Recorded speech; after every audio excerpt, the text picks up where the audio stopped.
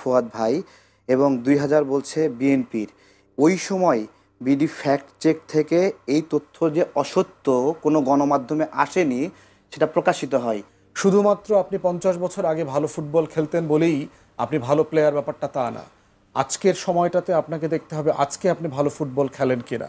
আজকে ফুয়াদ ভাই সেই গুজবটাকে আবার এইভাবে বলছেন, যাক মানে আমরা জানলাম বিষয়টা। মুক্তিযুদ্ধের বিপক্ষ পক্ষ এই বিষয়টা নিয়ে আমরা শুনছি বিগত আওয়ামী লীগ সরকারের আমলে, আবার নতুন করে যে 24-এর অভ্যুত্থানের পর আবারও দেখছি রাজনীতিকদের মুখে কেউ পক্ষে বিপক্ষে, স্বাধীনতার বিপক্ষে এইসব বিষয়গুলো উঠে আসছে, যেখানে আমরা বলেছিলাম নতুন রাজনৈতিক বন্দোবস্ত হবে 24-এর অভ্যুত্থানের পর।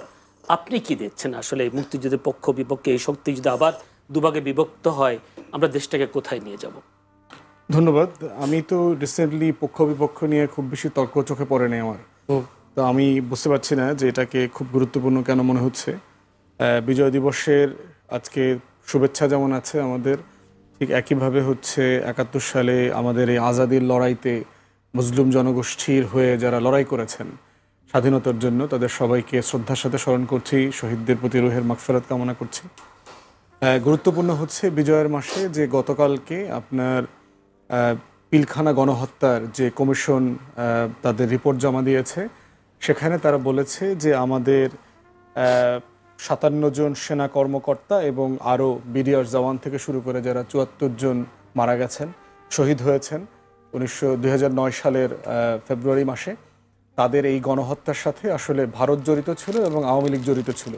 এই কথাগুলো আমরা ইনফরমালি বারবার বলে আসছি। বিজয় দিবস এবং যুদ্ধের সাথে এটার প্রাসঙ্গিকতা হচ্ছে যে আমাদের মুক্তিযুদ্ধেও এতজন সেনা কর্মকর্তা শহীদ হন নাই, এবং শুধু তাই না, পৃথিবীতে কোনো যুদ্ধে এত পরিমাণ অফিসার শহীদ হয়েছেন কিনা এমন কোনো ঘটনা আমার জানা নাই। অতএব এটা খুবই সিগনিফিক্যান্ট যে আজকে বিজয়ের মাসে আমরা এইটা আমাদেরকে মাথায় রাখতে হচ্ছে যে আসলে আমাদের সত্যিকার বিজয়টা কতটুকু সত্যিকার আমাদের জীবনে প্রতিফলিত হয়েছে। যেই স্বাধীন রাষ্ট্র তার আর্ম ফোর্সেস অফিসারদেরকে এবং সবচেয়ে চৌকস কর্মকর্তাদেরকে সেফগার্ড করতে পারে না, একটা ভুয়া, মিথ্যা এবং আরোপিত ডাল ভাত কর্মসূচির নামে বিডিআর এবং আমার সশস্ত্র বাহিনীর কর্মকর্তাদের মধ্যকার এই যে চক্রান্ত শুরু করে দিয়েছে, যেটার মধ্য দিয়ে আমার দেশের স্বাধীনতা সার্বভৌমত্ব লঙ্ঘিত হয়েছে, এইটার একটা জাতীয় তদন্ত করতে 17 বছর লেগেছে। তাহলে আমরা আসলে কিসের বিজয় পালন করেছি গত 17 বছর? গত 16টা বছর আওয়ামী ফ্যাসিবাদের আমলে থেকে প্রতি বছর যে বিজয় দিবসে মানুষ ফুল দিয়েছে, কোথায় ফুল দিয়েছে? যেই রাষ্ট্র, যেই দেশের মানুষ তার সভরেন ফোর্সের ডিগনিটি রক্ষা করতে পারে নাই, তাদের বিচারের দাবিতে কোটি কোটি মানুষ রাস্তায় নামতে পারে নাই, কথা বলতে পারে নাই, সেই বিজয়টা আসলে কোন বিজয়? এখন প্রশ্ন হচ্ছে, পক্ষে বিপক্ষের এই লড়াইটা হচ্ছে আজকের পর্যন্ত এই লড়াইতে সামিল রাখার প্রশ্ন আসছে। শুধুমাত্র আপনি 50 বছর আগে ভালো ফুটবল খেলতেন বলেই আপনি ভালো প্লেয়ার, ব্যাপারটা তা না। আজকের সময়টাতে আপনাকে দেখতে হবে আজকে আপনি ভালো ফুটবল খেলেন কিনা।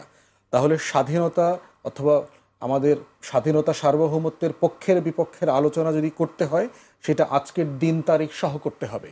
এবং আমরা দেখেছি যে এই সোলজাররা, এই চৌকস অফিসাররা এবং জওয়ানরা কিভাবে জুলুমের শিকার হয়েছেন নিজের দেশের মানুষের হাতে। যে আওয়ামী লীগের নেতারা, এই যে তাপস গং যেটা আছে, নানক, সাহারা খাতুন থেকে শুরু করে পুরো গ্যাং মিলে 15-20 জন আওয়ামী লীগের লোকজন ভিতরে পাঠিয়েছে, 200 লোক মিছিল নিয়ে বেরিয়ে আসছে। অ্যাম্বুলেন্সের দরজা খুলে দেখা গেছে যে আসলে কোনো রুগী নাই, এখানে হিন্দি ভাষায় লোকজন কথা বলছে। এই জায়গাটাতে আলোচনা করতে হবে যে আসলে মুক্তিযুদ্ধের পক্ষে কারা ছিল, বিপক্ষে কারা ছিল। অতএব 16 বছরের এই ফ্যাসিবাদ, যাদের নেতৃত্বে বাংলাদেশের স্বাধীন ফোর্স, আমাদের সীমান্তরক্ষী বাহিনী, আমাদের সশস্ত্র বাহিনীগুলোকে তার ডিগনিটি কম্প্রোমাইজ করতে হয়েছে, তারা হচ্ছে আমাদেরকে শিখিয়েছে যে আসলে কে মুক্তিযুদ্ধের পক্ষের শক্তি, কে স্বাধীনতার পক্ষের শক্তি, আর কে বিপক্ষের শক্তি। তাই এটা হচ্ছে শুধু 71-এর মাপকাঠি দিয়ে এটা গোনা যাবে না। এটা গুনতে হবে আমার প্রত্যেক দিনের আজাদির লড়াইকে সামনে রেখে, যে আসলে আমার কে পক্ষের শক্তি, কে স্বাধীনতা সার্বভৌমত্বকে আফল করছে, আর কে এটাকে নিয়ে ব্যবসা করে বিক্রি করে দিচ্ছে দিল্লির কাছে। এই মানদণ্ডটা প্রত্যেক দিনের জায়গা থেকে বিবেচনা করতে হবে। আমি একটা যে আপনি বলেছেন যে আসলে পক্ষ বিপক্ষে এরকম কোনো বক্তব্য দেখছেন না, কিন্তু আমরা বিএনপির অনেক নেতার কাছ থেকে বা মুখের ভাষা তারা বলছেন যে জামায়াত যুদ্ধবিরোধী ছিলেন বা বিপক্ষে ছিলেন, এই ধরনের কথাবার্তা তো আমরা শুনছি না, এমন আপনি শুনছেন কিনা আমি জানি না। মানে বিষয়টা এত ডমিনেন্ট কোনো ব্যাপার না, আমার কাছে মনে হয়েছে এগুলো খুবই স্লিপিং কমেন্ট। জি, একজন আরেকজনকে রাজনৈতিক ভাষায় রেটরিক আকারে মানে ঘায়েল করবার জায়গা। আওয়ামী লীগের আমলে আপনার মনে থাকার কথা, রাজাকারদের একটা তালিকা তারা প্রকাশ করেছিল 10,000 প্লাস, সেখানে দেখা গেছে 7,000 প্লাস হচ্ছে আওয়ামী লীগের লোকজন, 2,000 প্লাস সম্ভবত বিএনপির সাথে জড়িত, সবচেয়ে কম সংখ্যা হচ্ছে জামাতের। তাহলে প্রশ্ন হচ্ছে আপনি যুদ্ধের পক্ষে বিপক্ষের আলাপটা কিভাবে তুলবেন? এরপরে দেখেন জামাতের নেতা ডাক্তার শফিকুর রহমান নিউ ইয়র্কে কয়েকদিন আগে বলেছেন মুক্তিযুদ্ধ নিয়ে তারা ক্ষমা চেয়েছেন, তাদের যে কোনো ভুল ত্রুটির ব্যাপারে তারা ক্ষমা চেয়েছেন। তাদের অ্যাডভোকেট শিশির মনির বলেছেন জামাত ইতিমধ্যে নাকি আরও 2বার তাদের এই ইস্যুতে তারা জাতির কাছে ক্ষমা চেয়েছে। তাহলে প্রশ্ন হচ্ছে একটা রিজলভ সেটেল ইস্যু, যেটা শেখ মুজিব নিজ দায়িত্বে জেনারেল অ্যামনেস্টি দিয়ে, সাধারণ ক্ষমা দিয়ে, কোলাবোরেটরস অ্যাক্ট দিয়ে কিছু বিচার টিচার করে এটা ফয়সালা করে গেছেন, সেই বিষয়টাকে নিয়ে এখন আবার তর্কের মধ্যে আসা হচ্ছে। দিল্লির গোলামির যে বয়ান আছে সেই ন্যারেটিভের ভিতরে জাতিকে ঢুকিয়ে দেবার চেষ্টা আমাদেরকে মাথায় রাখতে হবে। আমার প্রশ্ন সেই জায়গায় যে এখনো কেন সেই বক্তব্য, আজকে মাথায় রাখতে হবে আমার বর্তমানের আজাদির লড়াইতে শত্রু মিত্র কারা, কারা প্রতিদিন আমাকে পরাধীন করতে চায়, তাকে কিভাবে আমি প্রতিহত করব, আমার দেশকে কিভাবে ডিফেন্ড করব, জাতিকে কিভাবে ডিফেন্ড করব, এইটা হচ্ছে গুরুত্বপূর্ণ প্রশ্ন। ধন্যবাদ জনাব তারেক রহমান। প্রশ্ন আসলে গতকালকে যেটা বিডিআর হত্যার বিষয়টি তদন্ত কমিশন যেটা দিয়েছে, সেখানে আওয়ামী লীগের অনেক নেতার নামও এসেছে, অনেক নেতা বলতে তাপস নাম এসছে।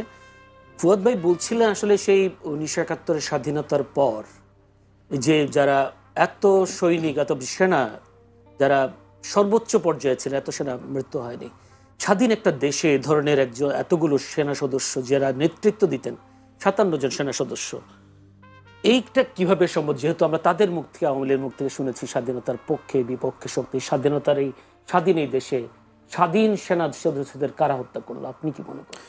যদিও বলা হচ্ছে ভারতের একটা তদন্ত কমিশন ভারতের একটা বিষয়টা আসছে বলছে।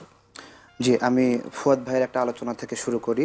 ফুয়াদ ভাই একটা তথ্য দিয়েছে যে 7,000-এর মতো আওয়ামী লীগ রাজাকার ছিল, 2,000-এর মতো বিএনপি রাজাকার ছিল এবং জামাত থেকে সবচেয়ে কম ছিল। আমি 2019 সালের যেই তালিকাটা হয়েছিল সেই তালিকাতে যেই 10,000, 11,000 যে সংখ্যাটা ছিল, সেই সংখ্যাতে 78 জন জামাতে ইসলামের বেঁচে আছে, সক্রিয় রাজনীতিতে আছে, এরকম আইডেন্টিফাই হয়।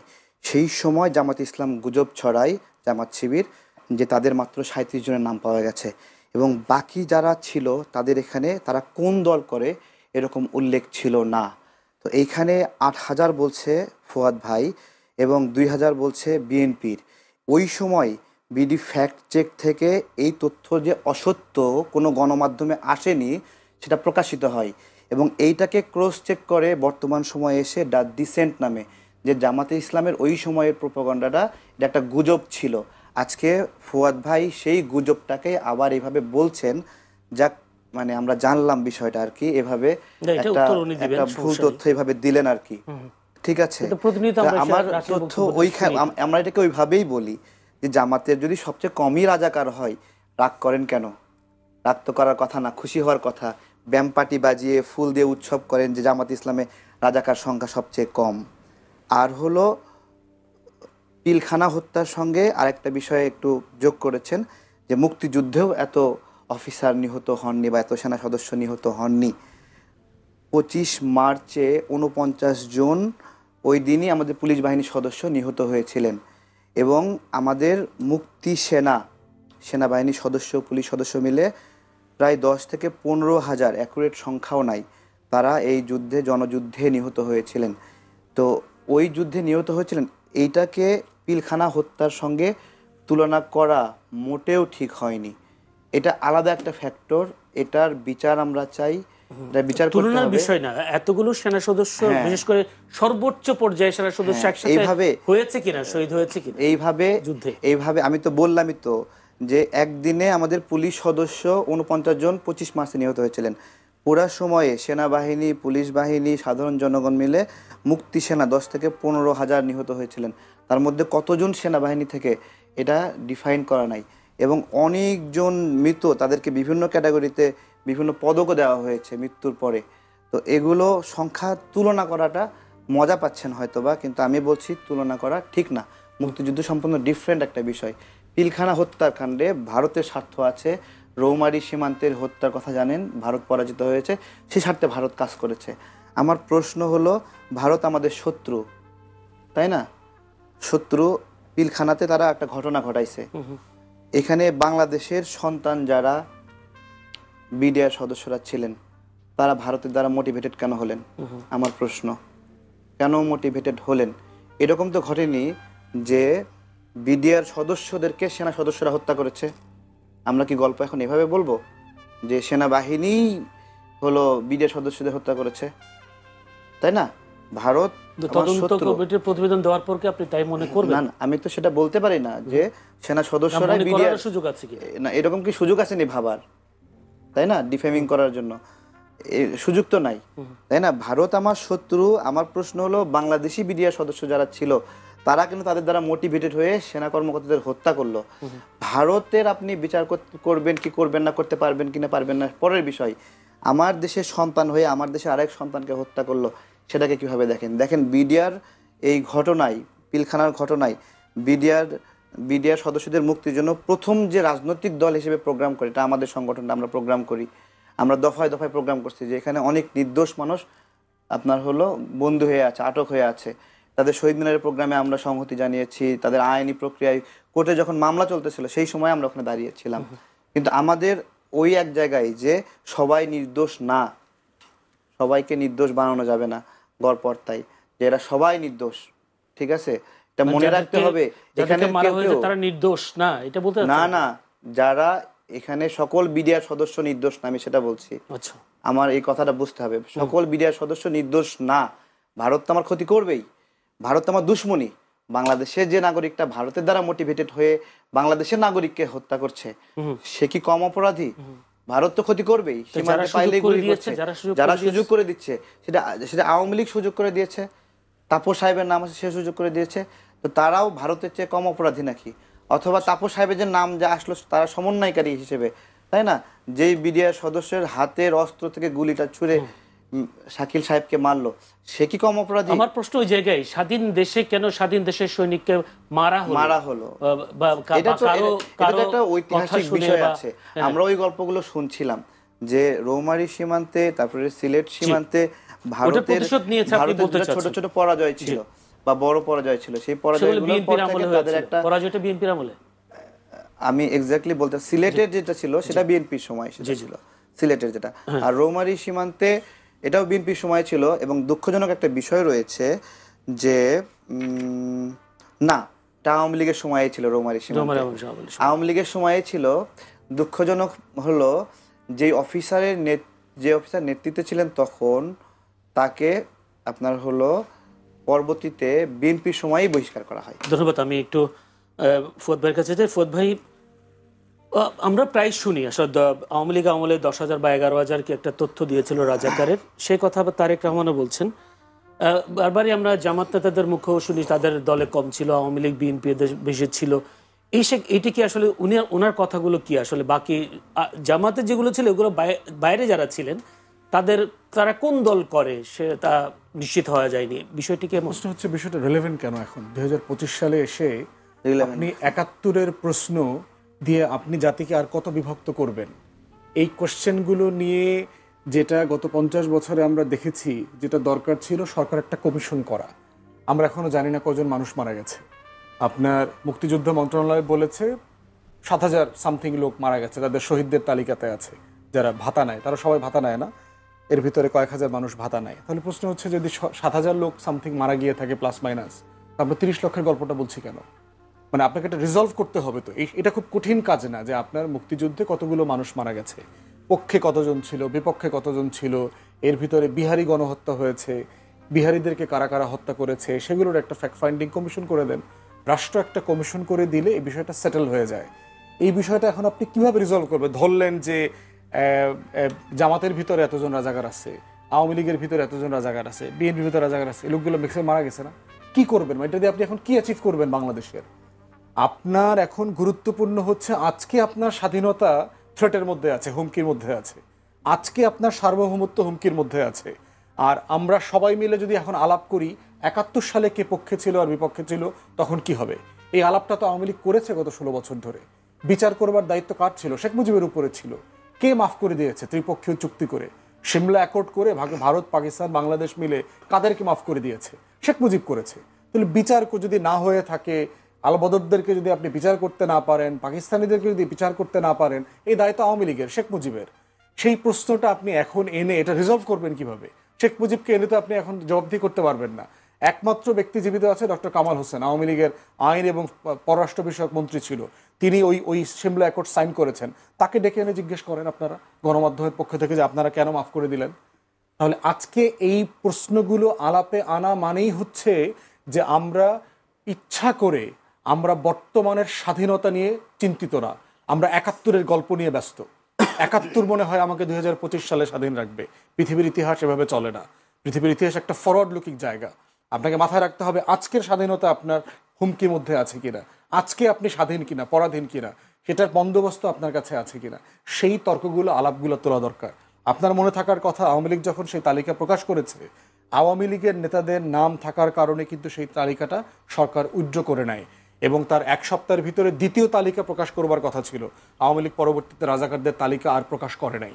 এখন প্রশ্ন হচ্ছে কেন করলো না, কেন আইডেন্টিফাই করলো না, তাদেরকে ধরলো না কেন? আরো 10 বছর আগে তো আরো বেশি লোক বেঁচে ছিল। কিন্তু প্রশ্ন হচ্ছে এটা রিজলভ করবেন কিভাবে? এটা রিজলভ করবার একটা জায়গা আছে, আপনি একটা ফ্যাক্ট ফাইন্ডিং কমিশন করে দেন, রাষ্ট্র যাক প্রত্যেকটা উপজেলা ইউনিয়নে ঘুরে দেখুক কয়জন বেঁচে আছে, কয়জন মারা গেছে, বুদ্ধিজীবী নামক হত্যাকাণ্ড আসলে ঘটেছে কিনা, না এটা রয়ের একটা অপারেশন ছিল, কে করেছে, আমাদের আসলে 1 কোটি লোক সীমান্তের ওই পারে চলে গেছিল কিনা। ভারতীয়রা তা বলে না। ইন্ডিয়ান রাইটাররা লিখেছেন 90,000 থেকে 1 লাখের মতো লোক রেফিউজি ওই পাশে গেছে। তাহলে আপনি 1 কোটির গল্প কেন বলেছেন? সারা দুনিয়াকে 1 কোটি মানুষের রিলিফ আনছেন, চুরি করছেন, লুটপাট করছেন। মোটা দাগে ভারতীয়রা এবং আওয়ামী লীগ মিলে এই রিলিফের টাকা লুটপাট করে খাইছে।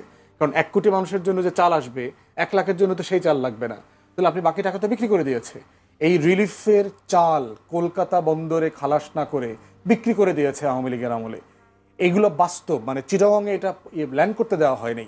72 থেকে 75-এ যখন দেশে দুর্ভিক্ষ চলছে, এটা কলকাতার বন্দরে খালাস করে বিক্রি করে দিয়েছে আওয়ামী লীগের নেতারা। তাহলে এখন প্রশ্ন হচ্ছে এটা রিজলভ, এটা রেলেভেন্স কতটুকু? আর এই প্রশ্নটা আপনি রিজলভ করতে পারবেন না এখন আমার দরকার হচ্ছে আজকের স্বাধীনতা নিয়ে প্রশ্ন করা, আজকে সার্বভৌমত্ব নিয়ে প্রশ্ন করা। আজকে একটি প্রশ্ন আপনি করে রাখি, যে উত্তর দিতে পারবেন, আমরা 1 মিনিট সময় দিব। আজ গতকালকে সন্দীপের একটি অনুষ্ঠানে বলা হলো পাকিস্তান জিন্দাবাদ। এই বিজয়ের মাসের আগের দিনে পাকিস্তান জিন্দাবাদ স্লোগান নিয়ে বেশ সমালোচনা ঝড় হচ্ছে বিভিন্ন জায়গায়। আপনি কি মনে করেন এটি কিসের ইঙ্গিত? কেউ কেউ মনে করেন কিসের ইঙ্গিত? পাকিস্তান জিন্দাবাদ কিছু জিন্দাবাদ না। বাংলাদেশে পাগলের অভাব আছে? 100 টাকা দিয়ে তো এই কাজটা করানো যায়। বাংলাদেশে একটা বাউলকে নিয়ে আপনি দাড়ি চুল কেটে দিলেন, মাঝখানে একটা ঘটনা ঘটলো না? মোমিন শাহিনা কিশোরগঞ্জে কোথায় একটা বাউলের দাড়ি চুল কেটে দিচ্ছে। অ্যাজ ই বাংলাদেশের সব বাউলের দাড়ি চুল কাটার জন্য এদেশের সব লোক ব্যস্ত হয়ে গেছে, এদেশে আর কোনো কাজ নাই, শুধুমাত্র বাউলদের দাড়ি চুল কাটো। কিন্তু প্রশ্ন হচ্ছে বাউলরা যখন ইসলাম ধর্মকে কটাক্ষ করলো, স্টেজে বসে কোরআনকে কটাক্ষ করলো, তখন কিন্তু সুশীলদের আর কোনো আলাপ নাই। সন্দ্বীপে কে কোথায় পাকিস্তান জিন্দাবাদ, আপনারা ইনভেস্টিগেট করেন, লোকটা কে, ব্যাকগ্রাউন্ড কি, পরিকল্পিতভাবে করলো কিনা বিতর্কটা ইনস্টিগেট করবার জন্য। বাংলাদেশে কোন পন্থী লোক, ইসলামপন্থী লোকরাও তো পাকিস্তান জিন্দাবাদ নামে কোনো স্লোগান দেয় না। তাহলে এইটা কারা করছে এবং কেন এই তর্কটা গুরুত্বপূর্ণ আকারে হাজির হচ্ছে, তাও বিজয়ের মাসে? মনে হচ্ছে যে 1 ডিসেম্বরের আগেই তর্কটা তুলতে হবে, অথবা এটা একটা অর্কেস্ট্রেটেড ইভেন্ট বলে আমার কাছে মনে হয়েছে। এবং আপনি দেখবেন এই যে একজন পাগল লোককে আপনার পুরা মেরে ফেলছে এই মানিকগঞ্জ না মুন্সিগঞ্জের দিকে, মূল ঘটনা বাদ দিয়ে মূল ঘটনাটা যেটা প্রকাশ করা হয়েছে আসল বাস্তবতা তো সেটা না।